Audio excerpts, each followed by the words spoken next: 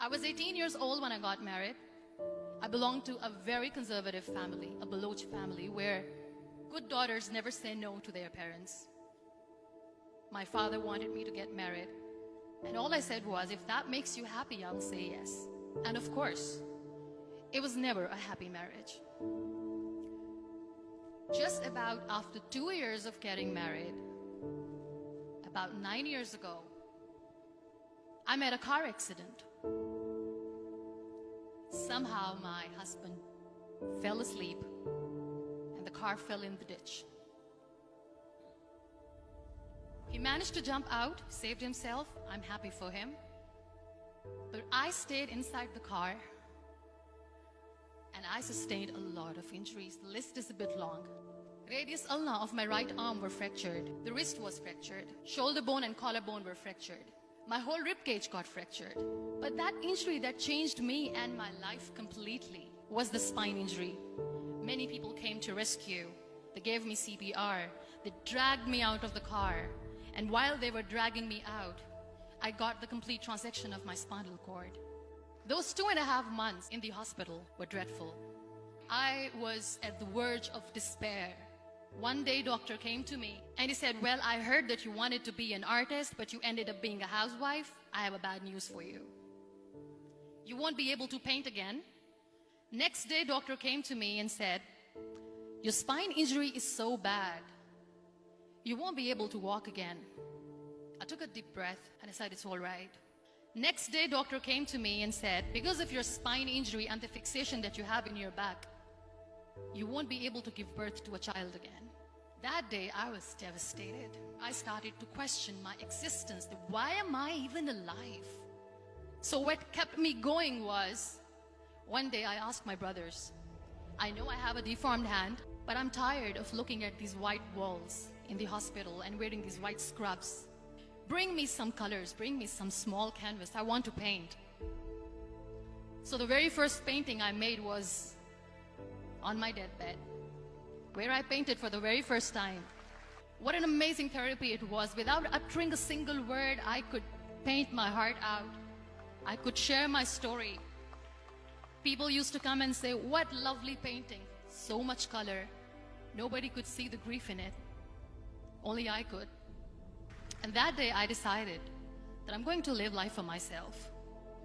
I am not going to be that perfect person for someone. I am just going to take this moment and I will make it perfect for myself. That I'm going to fight my fears. So I wrote down one by one all those fears. And I decided that I'm going to overcome these fears one at a time. You know what was my biggest fear? Divorce. But the day I decided that this is nothing but my fear, I liberated myself by setting him free. And I made myself emotionally so strong that the day I got the news that he's getting married, I sent him a text that I'm so happy for you and I wish you all the best. And he knows that I pray for him today. Number 2 was, I won't be able to be a mother again. And that was quite devastating for me. But then I realized there are so many children in the world, all they want is acceptance. So there is no point of crying, just go and adopt one. And that's what I did.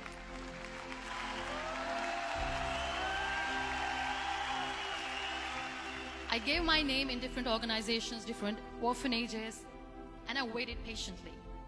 2 years later, I got this call from a very small city in Pakistan. I got a call and they said, are you Muniba Mazari? There is a baby boy and would you like to adopt? I could literally feel the labor pain. I said, yes, I am going to adopt him. I am coming to take him home. And that day, I was 2 days old, and today he's 6. You know, when you end up being on the wheelchair, what's the most painful thing? People think that they will not be accepted by the people because we, in the world of perfect people, are imperfects. So I decided to appear more in public. I started to paint. I have done a lot of modeling campaigns. I decided that I'm going to join the national TV of Pakistan as an anchor person. I became the National Goodwill Ambassador for UN Women Pakistan, and now I speak for the rights of women, children. I was featured in BBC 100 Women for 2015. I'm one of the Forbes 30 under 30 for 2016. So when you accept yourself the way you are, the world recognizes you. It all starts from within. We have this amazing fantasy about life. This is how things should work. This is my plan. It should go as per my plan. If that doesn't happen, we give up. I never wanted to be on the wheelchair. Never thought of being on the wheelchair. This life is a test and a trial, and tests are never supposed to be easy. So when you are expecting ease from life, and life gives you lemons, then you make the lemonade, and then do not blame life for that. It is okay to be scared. It is okay to cry. Everything is okay, but giving up should not be an option. They always say that failure is not an option. Failure should be an option, because when you fail, you get up, and then you fail, and then you get up, and that keeps you going. Embrace each and every breath that you are taking. Celebrate your life. Live it. Don't die before your death. Real happiness lies in gratitude. So be grateful, be alive, and live every moment.